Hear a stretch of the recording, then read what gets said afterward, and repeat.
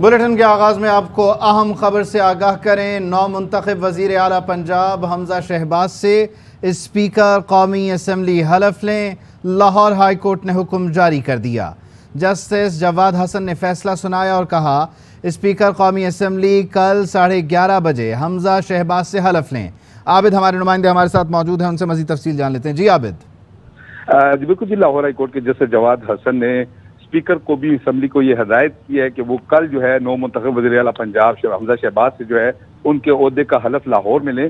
کل صبح 11:30 بجے جو ہے عدالت نے ہدایت کی ہے کہ حمزہ شہباز کے عہدے کا حلف لیا جائے۔ عدالت نے 9 صفحات کا جو فیصلہ جاری کیا ہے اس میں ہائی کورٹ کے جو پہلے اسی حوالے سے 2 فیصلے تھے ان کی توثیق کی ہے اور یہ ہدایت کی ہے کہ انہی 2 فیصلوں کی روشنی میں جو ہے اسپیکر قومی اسمبلی یہ حلف لیں۔ عدالت نے وفاقی حکومت کو یہ ہدایت کی ہے کہ وہ اسپیکر قومی اسمبلی کو حلف لینے کے کا جو ہے وہ بندوبست کریں اور یہ فیصلہ جو ہے وہ ان کو پہنچایا جائے عدالت کا کہ جو ہے وہ کل حمزہ شہباز سے 11:30 بجے آ کر لاہور میں جو ہے وہ یہ حلف لیں۔ عدالت نے ہدایت کی ہے کہ وفاقی حکومت کو یہ تحریری فیصلہ بذریعہ فیکس بھجوایا جائے تاکہ تاخیر نہ ہو اس میں، اور اسپیکر جو ہے وہ کل صبح لاہور میں آ کر جو ہے یہ فیصلہ یہ حلف نے عدالت نے کرا دیا کہ بنیادی حقوق کا تحفظ جو ہے وہ اس عدالت کی بنیادی ذمہ داری ہے اور عدالت بنیادی حقوق کے تحفظ کے لیے ایسا حکم جاری کر سکتی ہے اور یہ اس عدالت کا آئینی حق ہے۔ عدالت کو آئین پاکستان یہ طاقت دیتا ہے کہ وہ ایسے بنیادی حقوق کے متعلق جو ہے وہ جاری کر سکے۔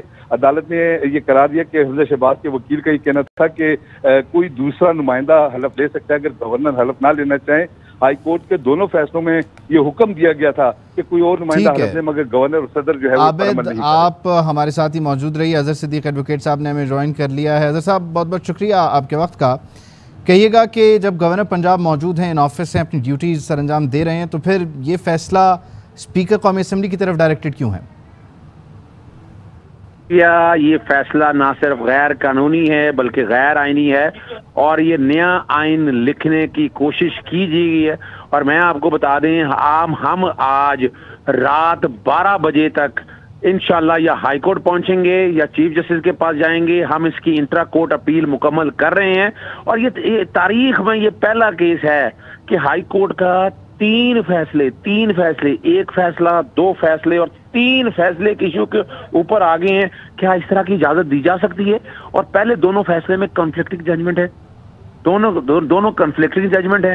جب دونوں کنفلکٹنگ ججمنٹ کو سامنے رکھ کر اگر آپ دیکھیں، اور بڑی زبردست بات ہے جب گورنر یہاں موجود ہے، گورنر نے کب کہا میں نے انکار کیا؟ بالکل انکار نہیں۔ ہائی کورٹ نے کیسے کنزیوم کر لیا کہ انہوں نے انکار کیا؟ آئین کے آرٹیکل 248 کی دھجیاں بھی گری گئی ہیں۔ آئین کا آرٹیکل 248 انفورس نہیں کرتا اور دوسرے لوگ بات کرتے ہیں، میرے پاس میں تو جواب نہیں دے سکتا کہ پہلا فیصلہ جو 22 کو آیا ہے وہ 30 گھنٹے میں آیا، دوسرا جو فیصلہ آیا ہے وہ آیا ہے اپنا 24 گھنٹے میں، اور آج فیصلہ یعنی 28 تاریخ کو ہی، اور آج 30 تاریخ کو تیسرا فیصلہ آیا ہے 12 گھنٹے میں۔ یعنی ہمیں تو بڑی تکلیف ہو رہی ہے، بڑی دقت آ رہی ہے۔ اور دوسرا جہاں تک وہ ہے کہ آپ نے ہمارا اپیل کا رائٹ چھین لیا۔ آپ تو کہہ رہی ہیں کہ جا کے جب کل 11:30 بجے حلف لے لیں، تو آپ نے جو رائٹ ہے ہمارا، جو ہم نے رائٹ ایکسرسائز کرنا ہے، آپ نے تو اپیلیں بھی ختم کر دی۔ آپ نے تو سپریم کورٹ کا رائٹ بھی، بٹو کے کیس میں ایسا ہوا تھا کہ جب پہلی دفعہ تاریخ میں آپ سے اپیل کا رائٹ لے لیا گیا، وہ اپنا ہائی کورٹ نے ٹرائل کیا تھا۔ تو یہاں 3-4 ایشوز بڑے زبردست ہیں کہ یہاں مثال کی یہ دیکھیں، سپریم کورٹ اس طرح کے آرڈر کر سکتی ہے کہ میرا آرڈر آیا ہے، آرڈر کو امپلیمنٹ کریں۔ یہاں کیا ہے، اور عدالت کو یہی بتایا کہ سپریم کورٹ ایک فائنل اتھارٹی ہے، وہ آرٹیکل 190 اور آرٹیکل 187 کو سامنے رکھ کے یہ اختیارات استعمال کر سکتی ہے۔ ہائی کورٹ کے پاس کوئی اختیار موجود نہیں ہے کہ آپ اس طرح کا اختیار استعمال کریں اور عوام کو اب سوال جواب دینے کے لیے میرے پاس تو کچھ نہیں ہے۔ آئین کا آرٹیکل 248۔ پھر دوسری بات دیکھیں، پرائم منسٹر نے ایک سمری بھیج کے تجویز کیا ہے کہ جناب اپنا اس پہ سینیٹر چیئرمین سینٹ حلف لیں گے۔ وہ سمری گئی، سمری میں واپس آ گیا تو آئین کا آرٹیکل 48 کہتا ہے کہ 15 دن تک اس پہ پریزیڈنٹ جو ہے نا وہ اس کو پینڈنگ رکھ سکتا ہے۔ اس کے بعد پھر 10 دن ہے، 15 اور 10 25 دن، تو آج تو 25 دن بھی نہیں ہوئے ہیں۔ یعنی آپ آئین کے اندر ری رائٹ لکھنے کی بات ہو رہی ہے۔ اور ویسے بھی آج ہائی کورٹ کو تو پہلے یہ فیصلہ یہ کرنا چاہیے کہ درخواست قابل سماعت ہے یا نہیں ہے۔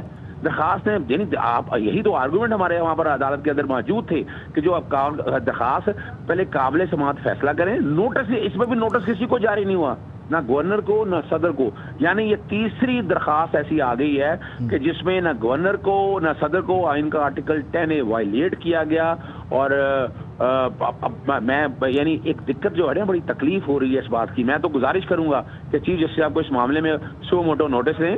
یہ جو اظہر صاحب قطع کلامی کی معذرت, آرٹیکل 248 جس کی آپ بات کریں اس میں یہ ہے کہ صدر پاکستان, گورنر کو, پرائم منسٹر کو, ان سب کو جو ہے وہ ان کی جو کارکردگی ہے, جو ان کے اختیارات ہیں اس سے متعلق سوال نہیں کیا جا سکتا. لیکن عدالت کے یہ ریمارکس ہیں کہ توہین عدالت میں تو وزیر اعظم کو بھی استثناء نہیں ہے, تو پھر ہم گورنر کو کیسے جانے دیں؟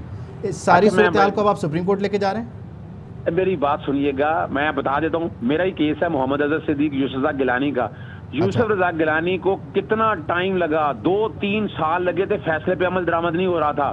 جب فیصلے پہ عمل درآمد نہیں ہوا پھر توہین عدالت کی سزا دی گئی. توہین عدالت کا پروسیجر لایا گیا. وہ پروسیجر لانے کے بعد جب توہین عدالت میں سزا ہو جائے تو اس کے بعد باقاعدہ ان کی ڈسکوالیفیکیشن کا پروسیس چلا.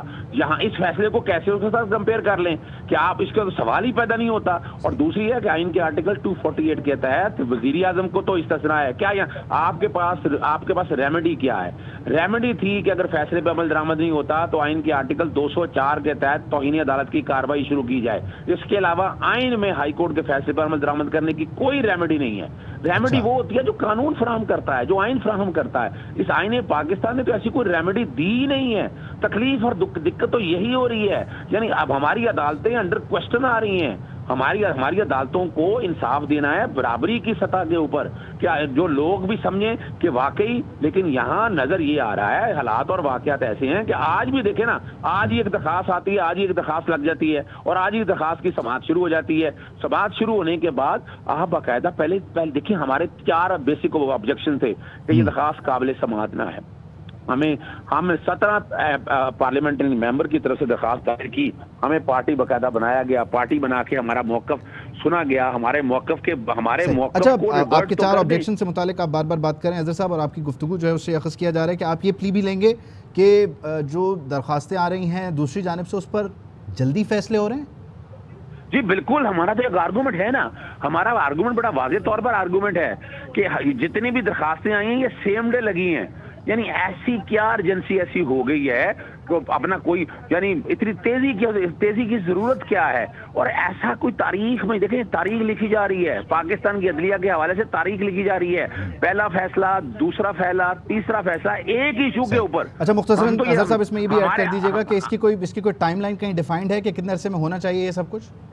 دیکھیں میں نے آپ کے سامنے رکھ دیا, آئین کا آرٹیکل 48 پڑھ لیں, اگر پرائم منسٹر کی ایڈوائس کو لیں تو 25 دن کا ہے کہ 25 دن تک. ویسے آئین کے آرٹیکل 133 اور 135 کے اندر کوئی ٹائم لیمٹ نہیں ہے. کوئی چیز اس کے اندر ایسی موجود نہیں ہے جو اس بات کو سیٹسفائی کر سکے اور سجیسٹ کر سکے. When time limit is not provided, یا تو یہ ہوتا کہ ہمارا لارجر بینچ بیٹھ کے طے کرتا کہ اگر ایسی حالات ہو اتنا وقت لگے گا.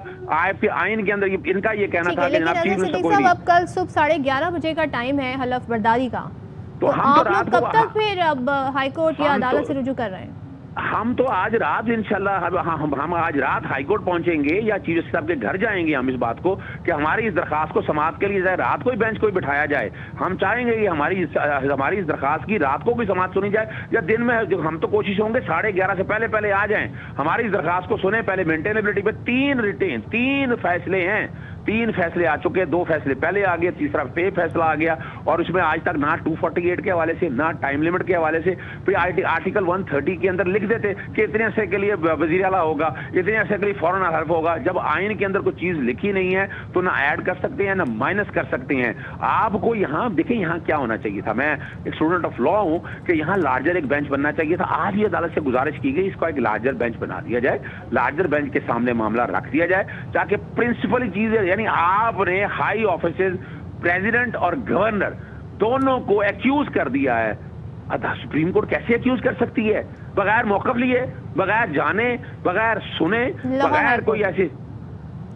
جی حقیقت ہے, یہ حقیقت ہے. اب ان ساری چیزوں کو اگر سامنے رکھ کر دیکھیں, پاکستان کے اندر ایک عدالتی نظام ہے, اس عدالتی نظام پہ ہم سب کو یقین رکھنا چاہیے اور وہ برابری کی سطح پر آنا چاہیے. اس طرح نہیں ہے.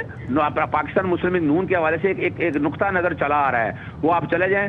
جب ان کی ایک اسمبلی اس وقت ایک اسمبلی بحال کر دی گئی, بے نظیر صاحبہ کی اسمبلی بحال نہیں ہوئی. سجاد علی شاہ صاحب کے دور میں کیا ہوا, عدالتوں پہ حملہ ہوا, ہر ایک نے دیکھا. میں اور آپ کہہ رہے ہیں کہ پوری ایک ہسٹری ہے. اظہر صدیق صاحب بات کر رہے تھے اور جو فیصلہ دیا ہے عدالت نے حمزہ شہباز کی حوالے سے کہ ان کے حلف لیا جائے کل صبح 11:30 بجے۔ اظہر صدیق جو کہ پی ٹی آئی کے وکیل ہیں کہتے ہیں لاہور ہائی کورٹ کا فیصلہ غیر آئینی غیر قانونی ہے۔ لاہور ہائی کورٹ کا فیصلہ وہ آج رات ہی چیلنج کریں گے۔ شاہزین بگٹی کے بال کھینچے گئے، مریم اورنگزیب کو ہراساں کیا گیا۔ مدینہ منورہ میں جو کچھ ہوا باضابطہ منصوبہ بندی سے ہوا۔ سابق وزیر اعظم اور وزیر داخلہ کے بیانات ریکارڈ پر ہیں۔ کل واقعہ ہوا ہے روضہ رسول صلی اللہ علیہ وسلم پہ نوابزادہ شاہزین بگٹی صاحب کے اوپر تو فزیکل اسالٹ ہوا ہے۔ مریم اورنگزیب صاحبہ کے خلاف بھی بہت زیادہ ان کو ہراس کیا گیا ہے۔ میری منسٹری ریکویسٹ کرنے جا رہی ہے سعودی گورنمنٹ سے اپروپریٹ ایکشن لیں، وہاں پہ جو سی سی ٹی وی فوٹیج بنی ہے شناخت ہمیں کر کے بھیجیں، لوگوں کو واپس بھیجا جانا چاہیے۔ فارمر پرائم منسٹر اور منسٹر انٹیریئر ریکارڈ پہ ہے، کہا گیا دیکھیے گا کل کو وہاں پہ ان کے ساتھ کیا سلوک ہوتا ہے۔ مکہ مدینے والے لوگ دیکھیں ان کے ساتھ کل کیا کریں گے، حرم میں بھی لوگ ان کو چور کہیں گے۔ 100-200 بندوں کو اکٹھا کرنا، مخالفین کے خلاف گالی گلوچ کرنے کے لیے بھیجنا، یہ کسی کے لیے مشکل نہیں ہے۔ سیدھا ٹلی صاحب کی ٹلی بڑے اچھے انداز سے کھڑکائی جا سکتی، ان کا گھر سے نکلنا مشکل ہو سکتا۔ آپ ایک لمٹ کو آبزرو کریں، نہیں تو آپ کو بھی پتہ چل جائے گا۔ خاص علماء کو بلا کے دعائیں منگوا کے مذہب کا نام استعمال کر کے سیاست کرنا چاہتے ہیں، کم از کم مدینے والے کا اور روضہ رسول کا احترام تو لازم ہے۔ عجیب حکومت ہے، سعودی عرب سے درخواست کر رہے ہیں کہ پاکستانی لیبر کو گرفتار کریں۔ اگر کوئی اچھا کام نہیں کر سکتے تو لوگوں کے رزق کے پیچھے پڑ گئے ہو۔ فواد چودھری کا ٹویٹ۔ پی ٹی آئی رہنما کہتے ہیں کہ کرائم منسٹر کو مسجد نبوی میں دیکھ کر لوگوں نے رد عمل دیا، مقدس مقامات پر ایسا نہیں ہونا چاہیے۔ مسجد نبوی صلی اللہ علیہ وسلم میں کرائم منسٹر اور ان کی کیبنٹ کے کچھ لوگ تھے، ان کے اوپر رد عمل آیا۔ جو مقامات مقدسہ ہیں وہاں پہ اس طرح کا رد عمل نہیں آنا چاہیے۔ جو مذہب بیزار صحافی بنا کے پیش کر رہے ہیں کہ پی ٹی آئی نے آرگنائز کیا، مسجد نبوی کا جو واقعہ تھا وہ تو ظاہر ہے کہ پلانڈ نہیں تھا۔ جو قاسم سوری کے اوپر صبح حملہ کیا گیا، پلانڈ تمام لوگ پہچانے جا چکے ہیں اور ان کے اوپر ATA لگنی چاہیے۔ وہ عدالتیں جو 24 گھنٹے کھلی ہیں، اس واقعے کا نوٹس نے چیف الیکشن کمشنر نے آج حکم جاری کیا۔ جو یوسف رضا گیلانی صاحب کے بیٹے ہیں اور دونوں MLAs ہیں، ان کو تو آپ 3 سال سزا سنا دیں۔ جو بینیفیشری ہے جس کو اس کا فائدہ ہوا ہے، وہ کہتے ہیں کہ اس کا کوئی قصور نہیں۔ الزام لگے گا کہ آپ ون سائیڈڈ۔ مدینہ منورہ واقعے پر 5 پاکستانی گرفتار کیے ہیں۔ مدینہ منورہ پولیس اور پاکستان میں سعودی سفارت خانے نے تصدیق کر دی۔ سفارت خانے کے ترجمان نے بتایا پاکستانی وفد کے خلاف نعرے بازی اور گالم گلوچ کی گئی۔ مقدس مقام کے احترام کو ملحوظ خاطر نہ رکھا گیا۔ کچھ پاکستانیوں کو قواعد کی خلاف ورزی پر گرفتار کیا گیا ہے۔ سابق ڈپٹی اسپیکر قاسم سوری پر اسلام آباد میں حملہ ہوا۔ قاسم سوری پر حملہ اس وقت ہوا جب وہ ایک ریسٹورانٹ میں سحری کر رہے تھے۔ سابق ڈپٹی اسپیکر پر وفاقی وزیر شاہزین بگٹی کے گارڈز نے حملہ کیا۔ قاسم سوری کہتے ہیں دوسری میزوں پر بیٹھے لوگوں نے حملہ آوروں کو مار بھگایا، پی ٹی آئی زندہ باد کے نعرے لگائے۔ SSP آپریشنز اسلام آباد نے کہا کہ ویڈیو کے ذریعے ملزمان کی شناخت کی جائے گی۔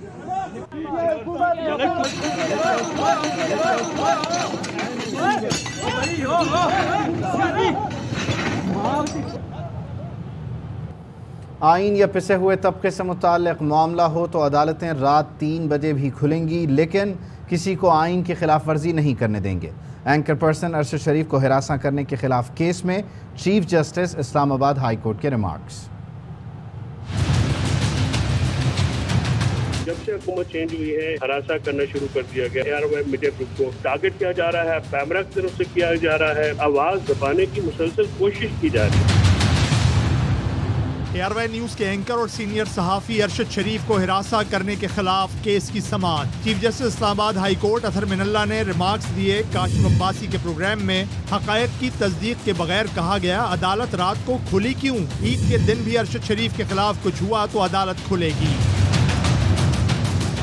فیصل چودھری ایڈوکیٹ نے عدالت کو بتایا ارشد شریف یہاں موجود ہیں، عدالت کی مداخلت کے بعد ہی ان کی واپسی ممکن ہوئی۔ چیف جسٹس نے کہا عدالت ہر کسی کے لیے یہاں موجود ہے، آئین یا پسے ہوئے طبقے کا معاملہ ہو تو عدالتیں رات 3 بجے بھی کھلیں گی، لیکن آئین کی خلاف ورزی نہیں کرنے دیں گے۔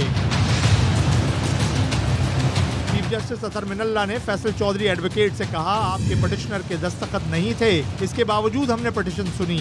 अदालत किसी के दबाव में आती है, ना आएगी। चीफ जस्टिस ने रिमार्क्स दिए, आप चाहते हैं कि अदालत फौरी नौयत की दरखास्तें न सुने, ये कोर्ट तौहीन अदालत पर यकीन नहीं रखती। रात को 3 बजे कोई अरशद शरीफ को उठाए तो क्या अदालत केस न सुने? आपके चैनल ने मिसिंग पर्सन्स या बलोच स्टूडेंट से मुताल्लिक कितने प्रोग्राम किए? फैसल चौधरी ने बताया, कॉल आई है कि बोइंग 777 की स्टोरी पर कोई एक्शन लिया जा रहा है। ईद आ रही है, इन दिनों में वकील से राब्ता भी मुश्किल हो जाता है। चीफ जस्टिस ने कहा, ईद के दिनों में भी कुछ हुआ तो अदालत खुलेगी। मजीद समाअत 12 मई तक के लिए मुलतवी कर दी गई। शहबाज हुकूमत ने बैंकों से महंगी शरह पर कर्जा लेना शुरू कर दिया। स्टेट बैंक ने बैंकों को 376 अरब के बॉन्ड्स फरोख्त कर दिए। वजारत खजाना के साबिक तर्जुमान मुजम्मिल असलम कहते हैं, ज्यादा इंटरेस्ट रेट का शोर मचाने वालों ने हुकूमत में आते ही अंधी मचा दी। अरब की जगह 286 अरब रुपए 10 साल के लिए उठा लिए और 13% पे। छोटा बॉन्ड है ना जो 3 महीने का, और ये वो तो 15% पे इन्होंने उससे एक दिन पहले जो है शरह सूद कर दिया उसका। पाकिस्तान में प्राइवेट सेक्टर ने 2008 के बाद इस साल सबसे ज्यादा बोरिंग 1400 अरब सिर्फ इस साल बोरो किया था। अभी ये जो सिर्फ जो 30 दिनों में जो शरह सूद बढ़ी है, इससे प्राइवेट सेक्टर को इजाफी सूद जो है 50 से 70 अरब रुपए देना पड़ेगा। ईद की आमद है और ख़वातीन की खरीदारी इस वक्त किस मरहले में है, ये बता रही हैं रुबीना अलवी।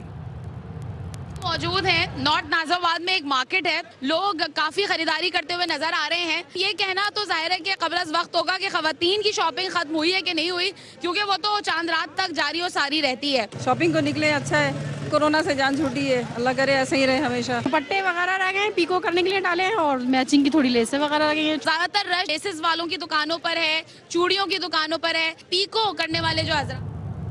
न्यूज़ बुलेटिन से फिलहाल इतना। बाक़ी रहने के लिए आप देखते रहिए ARY न्यूज़। अहम तरीन खबरें अब एक क्लिक की दूरी पर। आपके पसंदीदा टॉक शोज हों या अहम मुल्की या गैर मुल्की शख्सियात की न्यूज कॉन्फ्रेंसेस, हर लम्हा बाखबर रहने के लिए सब्सक्राइब करें हमारा YouTube चैनल। मौसम की सूरत हाल हो या खेल के मैदान से खबरें, अपने मोबाइल फोन से मुल्की और बैनुल अक़वामी अहम खबरों तक रसाई के लिए डाउनलोड कीजिए मोबाइल ऐप। बावसूख ज़राए से मुसद्दिका खबरों, तज्ज़ियों और तबसरों से मुस्तफ़ीद होने के लिए विजिट कीजिए पाकिस्तान की सबसे बड़ी न्यूज वेबसाइट www.arynews.tv। इन सब के अलावा पाकिस्तान का सबसे बड़ा फेसबुक पेज हो, सबसे बड़ा न्यूज इंस्टाग्राम अकाउंट या फिर ट्विटर, ARY न्यूज पहुंचा रहा है खबरें सबसे पहले आप तक, ताकि आप रहें हर लम्हा बाखबर।